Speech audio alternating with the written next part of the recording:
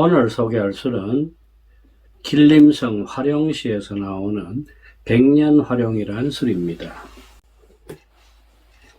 백년화룡, 용룡자를 현대 중국에서는 간체로 이렇게 쓰고 있습니다. 백년, 꼭 백년이란 뜻이기보다는 오래됐다란 뜻이고, 화룡은 방금 이야기했듯이 길림성에 있는 한 도시 이름 지명입니다. 길림성 백년화룡 주업 상품입니다. 33도 500ml. 길림성 우리들한테는 익숙합니다. 요령성, 길림성, 흥룡강성 합해서 동북3성이라고 하죠. 그 중에 하나 우리나라 쪽하고도 붙어 있습니다. 이 화룡시가 어디쯤 있느냐 하면은 백두산 동북쪽 기슭입니다. 백두산이 규모가 아주 크죠. 산기슭에 있는 작은 도시인데, 이 화룡시는 북한의 함경북도, 양강도하고 두만강을 사이에 두고 접하고 있습니다. 인구 16만 정도의 작은 도시죠, 중국에서는. 우리나라 분들도 많이 가보셨을 대표적인 이 지역 도시가 바로 연길입니다. 연길, 용정, 이화룡, 토문, 훈춘 이런 도시들을 다 합해가지고 이 지역을 연변 조선족 자치주라고 이름하고 있습니다. 그만큼 조선족들이 많이 살고 있다라는 뜻이겠죠. 이 조선족 자치주에서의 대표적인 도시가 바로 연길, 즉 연지이고, 그 연길시에서 남서쪽으로 조금 내려오면 만날 수 있는 도시가 바로 이 화룡시 허룽입니다. 일제강점기 때 이 땅에서 살기가 어려웠던 사람들, 그리고 그 폭압정치를 피하고자 하는 이들, 또 국권 회복을 위해서 더 넓은 세상에서 활동해야 되겠다고 뜻을 가진 이들, 이 모든 이들이 압록강, 두만강을 넘어서 만주 땅으로 가서 새로운 보금자리를 찾곤 그랬죠.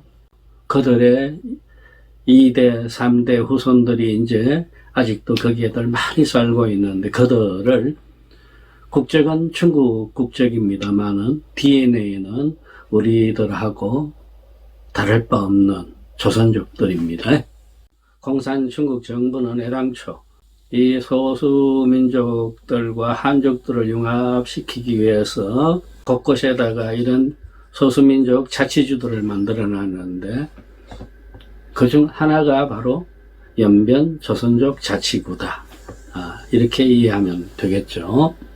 인구 16만의 이 화룡시에서 인구 비율을 보면은 전국의 주류를 이루고 있는 한족이 48%를 이루고 있고, 조선족이 과반이 넘는 50% 조금 넘는 걸로 파악되고 있습니다.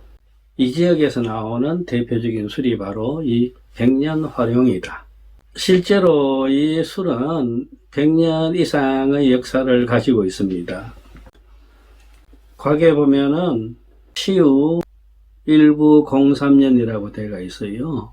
1903년부터 시작이 됐다. 술의 역사가.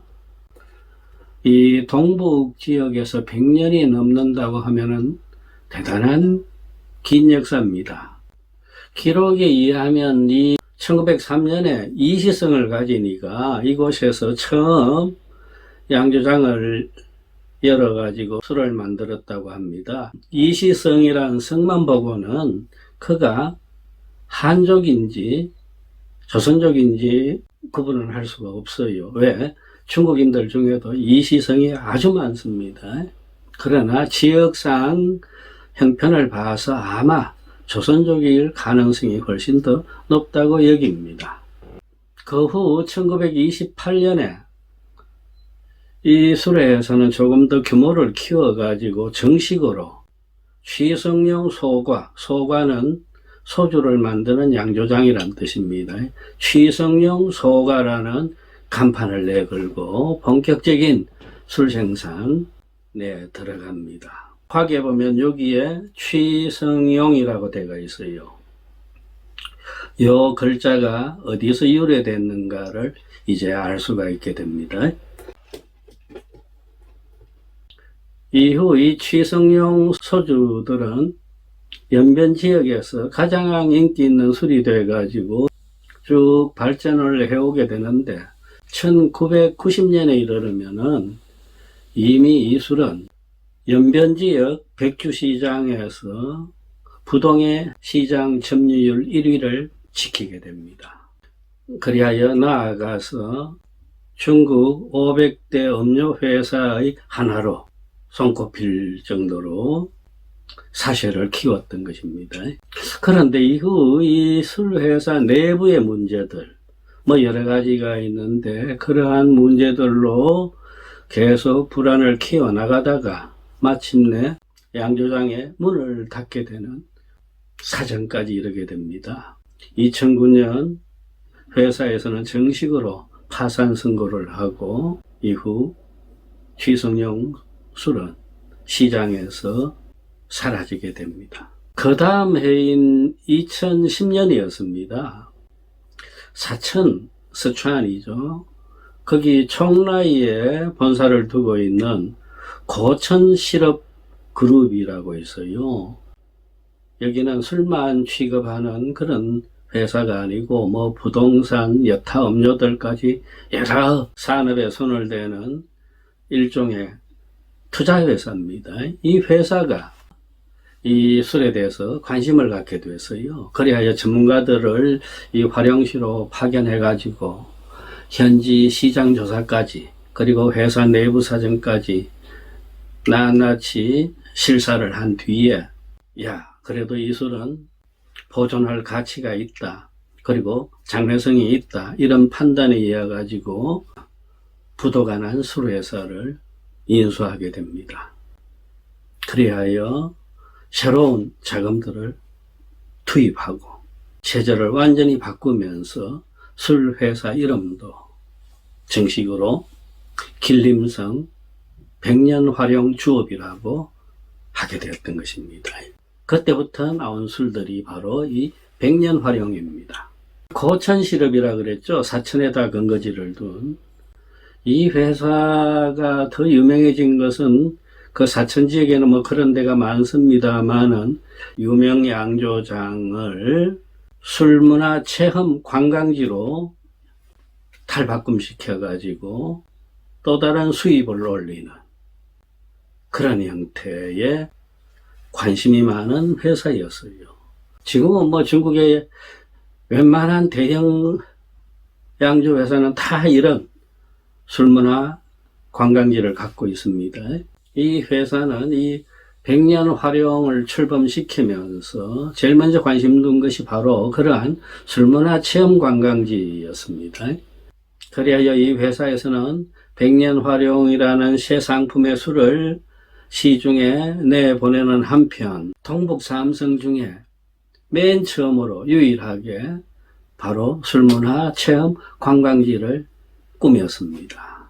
그래야 지금도 그곳에 가보면은 백년 활용, 백년의 역사들이 그대로 한눈에 바라볼 수 있게끔 해놔놓고 또 연변 지역 특유의 전통적인 양조 방법들, 양조 과정들을 일일이 살펴볼 수 있는 시설들을 꾸며놓고 나아가서 연변이 바로 조선족의 본거지니까 조선족들이 가지고 있는 문화 풍정들을 또 체험할 수 있는 시스템까지 갖춰놓고 있습니다. 지금 이 술은 우리나라에도 많이 수입되는 걸로 알고 있어요.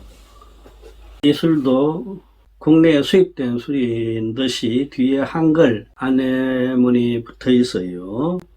수입 회사가 경남 김해시에 있는 걸로 되어 있네요. 길림에서 조선족이 만든 술이다 라는 그런 친근감이 있는 데다가 이 술이 가지고 있는 몇 가지 특유의 장점들이 보태지겠죠. 첫째가 백두산 기슭이죠. 그러니까 거기서 나오는, 그리고 그 지하에서 끌어올린 물이 얼마나 좋겠습니까? 우리나라에서도 생수 100머시기 술이 가격이 비싸죠.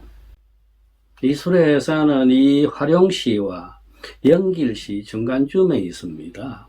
행정구역상에는 화룡시 지역입니다만은, 그리하여 조금 도해와 떨어져 있는 데다가 주위 백여리 근처에는 전혀 오염원이 없다는 사실이 큰 자랑입니다. 깨끗한 물, 깨끗한 환경에서 빚어진 술이다. 그리고 조선족 전통의 소주 양조 방식으로 만든 술이다. 이런 것이 특색이 될 것 같습니다.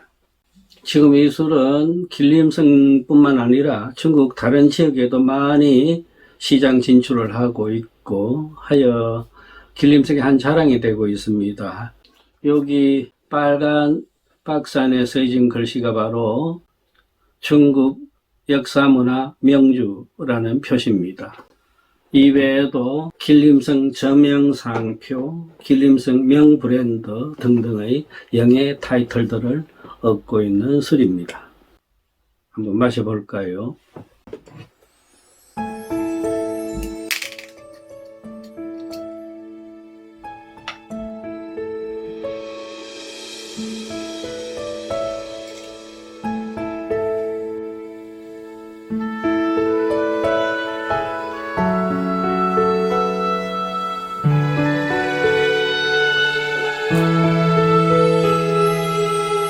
현지에서 유통되고 있는 술은 대부분 52도, 48도 술입니다만은 이 술 또한 국내에 수입되는 술이다 보니까 한국인 취향에 맞게끔 33도로 낮추었습니다. 그런데 제가 지금 마시는 느낌은 그보다는 더 독하게 느껴지네요. 한 45도 정도로. 괜찮아요. 청향형 술이라 그랬죠. 청향형의 대표적인 술이 산서성에서 나오는 행화촌 분주입니다. 우리나라 사람들이 청향형이라는 이 단어를 보고 들어, 야, 이것이 아주 산뜻한 술맛이겠구나. 그런 음료들이 많죠. 그처럼 거기에다 알코올 들어간 느낌이겠다라고 여기는데 그렇지는 않아요. 사람에 따라서는 청향형 술을 농향형 술보다 더 독하다고 여기는 경우가 많습니다. 향은 짙지 아니한데 날카로움이 강하기 때문입니다. 우리가 기대한 입안이 상큼한 그런 맛은 절대 아닙니다. 그러면 술이 아니겠죠. 농향형, 장향형 같은 경우에는 술을 입안에 넣으면 먼저 향이 입안 가득 차는데 이 술은 그 향의 부피는 그들의 반 정도밖에 안 됩니다. 예리하면서 약간 환한 느낌, 그것이 청향형의 한 특색으로 나타납니다. 뒤늦게 혀바닥에 떫으면서도 약간 단맛이 깔려주고요. 이 청향형 술들이 뒤에 여운이 거의 없습니다. 바로 그 향이 딱 그칩니다, 입안에서. 그런데 지금 현재 제 개인적인 느낌으로는 청향형 술인데 분명 그 표시가 맨 뒤에 남는 느낌은 약간의 장향 같은 느낌이 들어요. 쿰쿰해요. 재밌네요. 길림성 화룡시에서 나오는 백년화룡. 요 화룡이 원래 만주의 뜻으로는 산골짜기란 뜻입니다. 그래서 이름을 화룡곡이라고 했는데 거기서 곡자를 빼고 화룡이라고 시 이름을 짓고 이후에 이 백년화룡이란 술도 우리가 만나게 되는 것입니다. 보통 다른 술도 마찬가지입니다만은 청양형 술들은 아주 진한 안주가 필요 없어요. 우리네 삼겹살, 불고기, 생선회 다 어울립니다. 거기에 이 술을 드실 기회가 있을 때는 이 술이 백두산 그리고 그 지하에서 올라오는 물로 빚은 술이다.